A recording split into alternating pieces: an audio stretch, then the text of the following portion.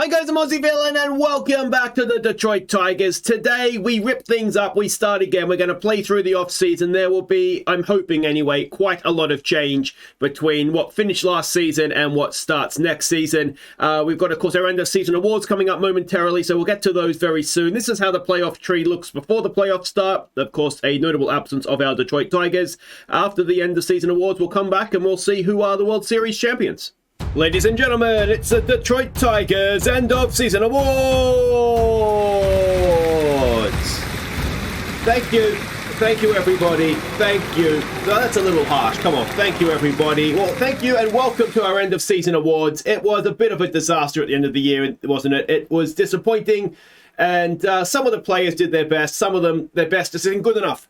So we'll give them a round of applause this year, but no more booing though, guys. That's harsh. Come on, they are professionals. They tried their best. They're humans. They have feelings. So the first award tonight is for the pitcher with the most wins. And yes, we did win some games. Doesn't feel like it at times, does it? But this man, he leads us, season in, season out in this category. 16 wins this year, and the winner is our great man, Andrew Walling. The next award is for the highest batting average, and, well, this guy, I mean, he did what I asked. He got above 300. Well, he got 300 on the nose. The best batting average this season, with the batting average of 300, is Misael Urbina. The next award is the Golden Bullseye for the batter that was hit most by pitchers this year, and this guy, people don't like him. They don't like him, and of course he just smashes everything he sees. Not too many baseballs, though, unfortunately, this year. 18 times he was hit. The winner is Tony Smash Vega. The next award is the Golden Anchor, awarded for the player that drags us down by hitting into double plays. And this guy, he was first season up, a really, really strong season, and nice to see him walk away with something at the end of it. It probably will be Rookie of the Year as well, surely. 13 times he hit into a double play. Congratulations, Troy Childers. The next award is the Golden Boot for the most walks issued by a pitcher. And, to be honest, our pitchers don't give that many walks up. It feels like it at times, but in the grand scheme of things, they don't. The leader this season was 59, which is it's fine. I'm okay with that. Maybe a few more strikeouts and a few less runs conceded. But anyway, the winner is Yordani Carmona. The next award are the Golden Glasses, awarded to the batter who has struck out the most. And I've got to be honest, this guy surprising the winner this year. I wasn't expecting it when I was checking through the stats, but 172 strikeouts. Congratulations, Arol, Vera. Next award is the Golden K, awarded to the pitcher with the most strikeouts. And if anybody says that we favour batting over pitching, then this is proof that we don't. 172 strikeouts, the exact same amount of Arol Vera. The winner of the Golden K is Josh, my disappointing child, Ekness. I just think you can do more, Josh. I had higher expectations for you. The next award is the Golden Broom, awarded to the man who sweeps clean the bases, the man with the most RBIs. And the winner this year, 114 RBIs, a very, very strong number indeed. And the winner of the Golden Broom is Misael Urbina. The next award is for the pitcher with the lowest ERA, and this guy, he's on a lot of money now, and he's going to be on more when we get to arbitration this year, but at least he's earning it. An ERA of 2.23. Congratulations, Will Klein. Now it's time to award the batter with the most home runs. Typically, this is Tony Vega territory, but not this season. 35 home runs for the winner, and that winner is Misael Urbina. The next award is the horse's ass for this season's worst player. And, when you trade for a superstar, you expect to get superstar numbers. We didn't get it. So the horse's ass for this year is Vladimir Guerrero Jr.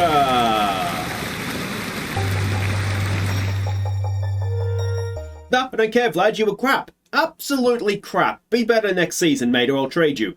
All right, the next award is for the best pitcher. Now, as ever, there is a formula we use to determine that. A list of all tonight's winners is down in the description below. But in third place with a score of 27.8 is an MVP nominee, Cesar de Jesus. In second place with a score of 30.64 is Andrew Walling. And the winner with a score of 37.22 is the money man of the bullpen. Congratulations, Will Klein. And now it's time to acknowledge the best batter. Again, there's a formula that we use to determine this, which is down in the description below. But in third place with a score of 40.87, it is the rookie, Troy Childers. In second place with a score of 45.11, it is the soothing presence of Arol Vera. But the winner with a mammoth score of 84.97. Wow, that has got to be some sort of a record. Congratulations, Misael Urbina. And now it is time to award the Golden Star for this season's MVP. And I want to thank everybody who nominated and voted for the MVP candidates. And with 62% of your vote, the MVP this year is Misael Urbina. Well done. Well done. Congratulations to Misael and the rest of the winners this evening. It's going to be an off-season of change this season in Detroit. It wasn't good enough in the end, and we've got to be trying to win this World Series. We've got a lot of kids coming up through the system. Expect to see some of them next season. And, well, that's it for tonight. Thanks for everybody who showed up. Thank you for you watching at home. Enjoy the rest of your night. And Stephen LaRudd, if I can see you backstage, please, mate, before you head home. Thank you, everybody. Thank you. Thank you.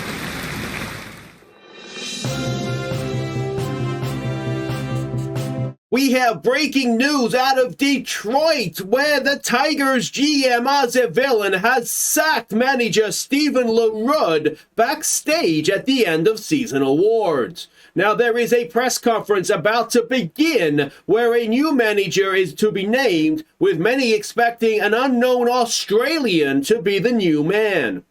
Okay, thank you, everybody. Thank you. Now, look, I stood in front of an angry mob on the final day of the season, and I said there would be big changes around here.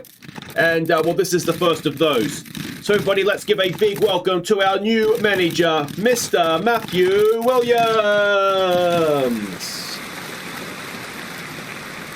Thanks. Yeah, g'day, mates. G'day. Thank you for the big welcome there, Mr. Villain. Now, look, I got to say, I'm as happy as a dingo with two dicks to be here in Detroit, and looking forward to turning around this team.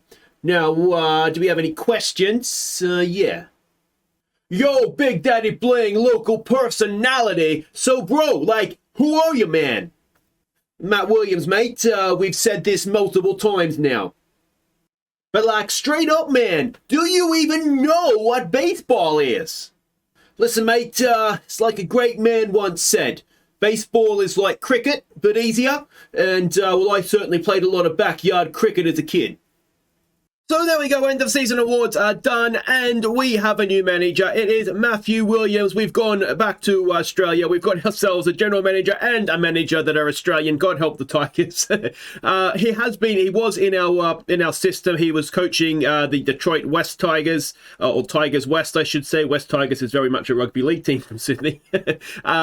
He had done an okay job, but the reason that I have gone and brought him in is this. If we go to relationships, he's going to have a good relationship with players. Now, it's not necessarily going to be brilliant with all of them, but it's going to be good, and hopefully that's going to be the difference between us, winning a World Series and sort of just crashing out every second year in the third game of the wild card. So, yeah, that's the plan anyway, and to be honest, he's probably going to be here to the bitter end at this point, so we'll see. The other thing, in all seriousness, apart from the fact that he's Australian and has a good relationship with players, sort of a more realistic thing, he does have good player development. Now, we know we've got a lot of good young players that are about to come into the team, so I think that can only help. He also handles aging well, so some of the more experienced players, he should be able to sort of guide them through the end of their careers as well. So That's the plan. Is it going to work? Almost certainly not, but we should have some fun in the process. Now, in terms of the World Series, it has been played. And it was the Chicago Cubs in Game 7 that have beaten the Seattle Mariners. So Seattle Mariners have gone to back-to-back World Series now. And I think they lost it last year as well, didn't they? So it could be worse for us. But yeah, there we go. That was how the playoffs played out. So let's have a quick look now at all the end-of-season stuff that we have. And we can see that we've got our end-of-season goals or review here. Yeah, that is all of that. He's disappointed we didn't get Shohei Ohtani to an extension. And I mean, if you give me more than $3.50, I might have been able to do something. Next season, let's have a look at what we've got to do, though. Play close to 500, which we should be able to do. Upgrade at right field. So right now, we're looking at the likes of Takazawa, Valandivos, and James Wood all sort of played right field for us this year, so we'll look to do that. Improve the team home runs. I mean, we have players that should be able to do that anyway. Maybe just a bit of an off year for us. Acquire a Gold Glove winner and keep building in order to reach the playoffs in the next 6 seasons. So we've sort of gone back, it looks like, into a building phase, which is brilliant because that's exactly the sort of phase that we're in here. The new budget, let's have a look at that. 166 million. Now that's that was down from 170 previously, so that's not ideal. Yeah, we've got some players retiring, which is fine. We have had our contract extended, which is good. My contract was up at the end of this year, but it was extended. We didn't really think it was in danger of not being extended, but anyway. Our pitching coach that we brought in for the end of the season decided he didn't want to play. He didn't want to coach the Tigers pitching, which is probably a wise move in terms of mental health. But anyway, he has moved on, and we've got some other players, the coaching staff that are leaving. This is all absolutely fine. There's no one leaving that I wasn't willing to let leave. And if we go up here, we've got what's this, top prospects. Do we have anybody on that list? We do not, which is disappointing. We traded him, didn't we? Is that the guy we traded? Tell me I haven't. No, I wouldn't have traded him, surely. College, no, we didn't trade him. They're not our team. So he does look quite good, doesn't he? That's a worry. The off-season begins and the arbitration period now begins. So let's have a look at what we have there. And this is where I think there's going to be a little bit of change being made. So Brady Basso, team offers 0, which means he'll be released, doesn't it? I'm tempted. He didn't have a great year in AAA this year. You can see a 4.34 ERA in AAA is not really what we want. He would be a left-arm bullpen pitcher, but he had a bad year with us 2 seasons ago now, an average at best year in AAA. We might need to move on. Yordani Carmona, I think he still has a role to play, as I think Ekness does. Gerton at 7.1 million, I'm not quite so sure about. He was poor last year, so we might look to trade him. Andrew Walling to 17 million. I mean, he is a Cy Young winner. He is a good pitcher. That's a lot of money, though, but I think we kind of have to go with it, don't we? Cesar DeJesus, he can stay. He was brilliant in the bullpen. Indigo Diaz, I'm okay just about with that. Matt Lickwicki, 1.1 is okay. Will Klein, 15 million. It's not okay. He will be getting traded, so we'll try and work on that before arbitration, hopefully. Blake Hunt at 3.2. I'd like an upgrade there. Arol Vera is absolutely fine. Lopez will be trading. We've got Urbina to 21 million, which isn't great. Tony Vega to 6.3 is getting up there. We have also got Takazawa to 6.8. Now that's getting a little bit expensive for him as well, isn't it? So we'll have to see what happens there. Xavier Edwards will be leaving. Taj Bradley, he will probably leave. Whether or not we can get him back is going to be something else. And then the minor league deals here, where we've sort of kept who we want to keep, so I wouldn't worry too much about them. So yeah, from this we can see definitely Brady Basso we're going to want to try and trade before he becomes a free agent, and Will Klein as well. That is just too much money for us to pay for a closer. Okay, we have started the great rebuild of 2029, and Deshaun Coakley has left. Now, he's a very good pitcher. There's not too much doubt about that. He lacks drive. He's got low stamina now. He's had already one serious injury. We gave him a couple of starts last year, and his ERA was over 12.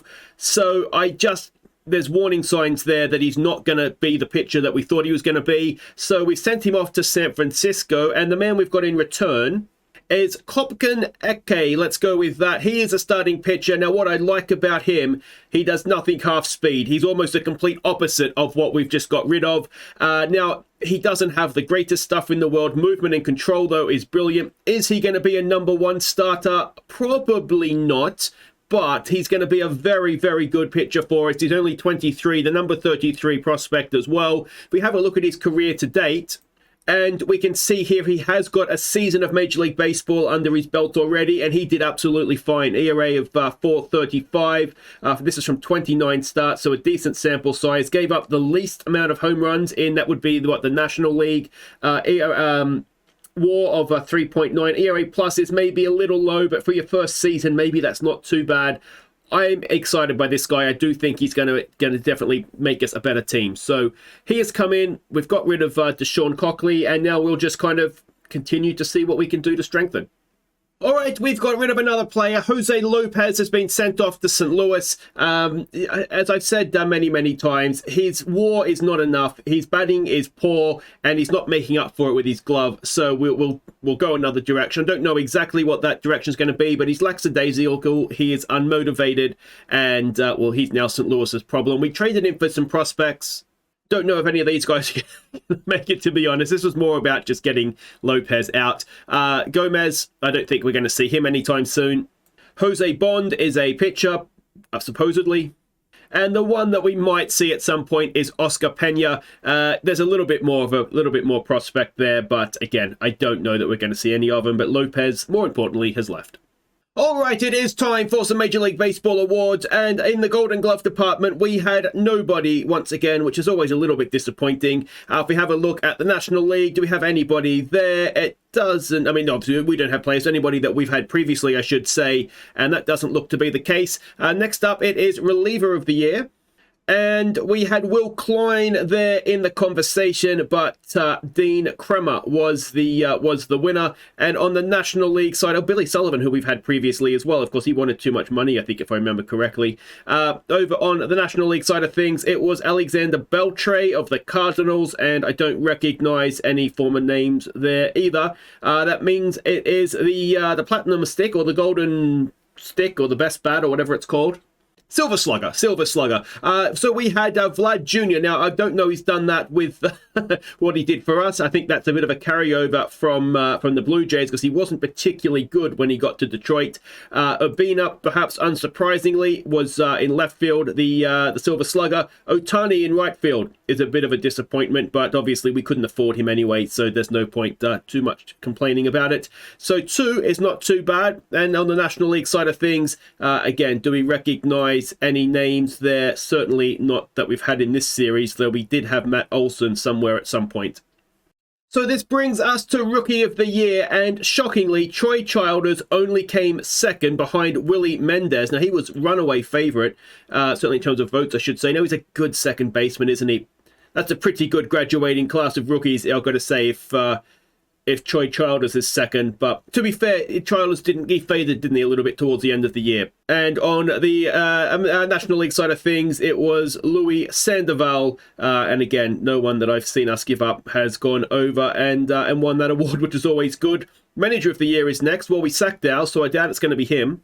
And it is indeed Carlos Beltran of the White Sox that has won Manager of the Year. And it has gone to both Chicago teams, as the World Series champion, unsurprisingly, Cubs, have their manager named best in that league. Next up, it is Cy Young. And it is not a defense of the Cy Young from Walling. I don't think we can be too surprised about that. In fact, we didn't have anybody amongst the favourites there. Christian Nunez of the Tampa Bay Rays is the man that has that's gone and won it. And if we go and have a look at the National League side of things, it was Felix Bautista of the Padres. And again, no former Tigers are on that list, so that is good. Most valuable player, Urbina is maybe an outside chance of this. But it does indeed go to Julio Rodriguez of the Mariners. Carson Williams, who destroyed us on the final day of the season, is up there. Urbina, though, he's inside the top 10. Vlad Jr. is in there for some reason as well. Again, I suspect the carryover from his time at the Jays. And if we go and have a look at the National League side of things, it is Tatis Jr. I feel like he wins it every year, doesn't he? Riley Green, of course, formerly of us, is there. Let's not forget, we traded him for Urbina. So in the grand scheme of things, that has worked out just about even for us, I think. So that is that. We're going to have free agency coming up momentarily, so we'll be back for that. Okay, we have done more trades before we get to the arbitration hearings. Kyoto Takazawa has left. very good defensive player. He was on 6 million. Was potentially going up with arbitration as well. I don't know if this must be his new arbitration amount. And I just thought for what he was offering was a little bit high. And we do have Chris Ford, I think his name is, in AAA, who was a very similar sort of attribute player in terms of this, and not as good defensively, but better with a bat in theory. So he has left, and the man we've got in is this guy, Brandon Barrera. Now, he is a left-arm pitcher, which is the key here. Overly cautious isn't maybe great, and well, we'll just kind of see what happens with him. Now, I was thinking he could maybe be a starting pitcher as well. His ratings do drop down, so we'll kind of see what happens. But a left arm in the bullpen is something that I think we really did lack. We only had De Jesus that had the left arm in there last season, so if he stays in and plays in the bullpen for us, then that's going to be absolutely fine. That is for sure. So let's go and have a look at what has happened here with arbitration. So Urbina has got his 21, which is absolutely fine. It's a little bit more than we offered, but we essentially were after the same amount. Carmona has got 1.75, which is a little bit more than we had offered. Vega has got 6.3, which is less than what he wanted. We've got Indigo Diaz getting roughly offering what he wanted. Walling at 17.5 million, which is what the team offered. 17.5, he got 17.5, so that's the same thing. I did look at trading him. There was no one that looked to be of his quality, so it's a lot of money for us, but he is a Cy Young winner. Ekness continues to be value for money, I think, at 1.3. Litwicki 1.1 is fine. De Jesus 1.75 is fine, though it's a little bit more than what we had offered. Will Klein at 15 million, 15.5 million needs to go. That is just too much money. I mean, that's essentially the same that what Walling is on, and I think we can all agree, as good as Klein is, Walling is more crucial to us. Hunt has got 3.2, which is okay. I think we can upgrade at catcher, though. Vera got 6, which is absolutely fine, and Gerton has got 7.1. Again, I'd like to trade him if I can. We'll just have to wait and see what's possible. So free agency is coming up momentarily. So in terms of the international free agents, there is one guy here that looks okay, but he's after 22 million, and I mean we're not lacking this sort of player. This is generally utility. We have Vera to play first base. He could maybe play second base or third base, but I don't think we want to be paying 22 million for a 31-year-old that's untested. So that brings us now to the, regular free agents. Now, there's a lot of younger free agents at the top of the list here. Let's go and have a more in-depth look here. Now, it is important to note that we don't have any money to sign free agents. We do have 52 million coming in, though, for extensions. So we'll have to look at who's becoming a free agent for us next year and who we want to keep. I think we're looking at Vlad Jr. on that one, aren't we? And we can see here there are a lot of good free agents. Yordani is a free agent again, but again, we have no money for free agents. So in a way, it's pointless looking at it. And by in a way, I mean it's pointless looking at it. Ryan Weathers, we had him before, didn't we? He's only 29, 1.6 million. A starting pitcher that was always decent for us. I mean, we don't have any money, but might be worth keeping an eye. He won a World Series. Oh, good on you, son. That just this year, so he was at the Cubs.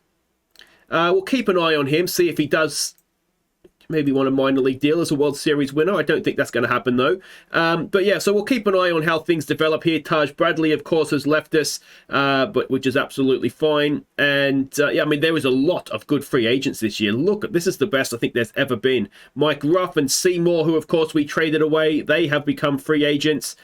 We basically traded them away because they were becoming free agents. And Michael Baez is there. So yeah, there's a lot of good young players here and a lot of good old players as well, but we'll have to see. We have no money, so it's not going to happen, is it? Okay, we have another player out, and this time it's not one that necessarily is going for performances, but it's going for money this time. It's Will Klein. 15.6 million is too much for us to pay a closer. He was going to be a free agent at the end of this season anyway, so maybe there's an argument to say we could have just coughed up the money to the end of the season. But anyway, we've traded him. We didn't really get anything for him because I just wanted to try and save a bit of money on him.